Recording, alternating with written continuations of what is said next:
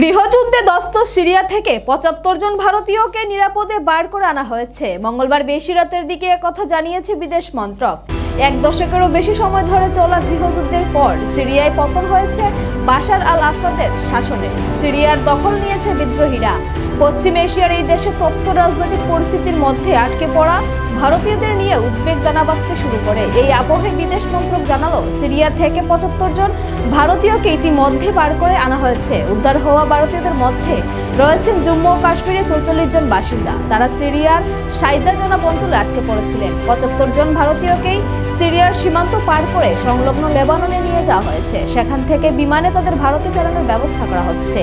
সিরিয়ার রাজধানী দামাস্কাস এবং লেবাননের রাজধানী বেরুটে থাকা ভারতীয় দূতাবাসের যৌথ তৎপরতায় তপ্ত সিরিয়া থেকে তাদের বার করা হয়েছে বলে জানিয়েছে বিদেশ মন্ত্রক।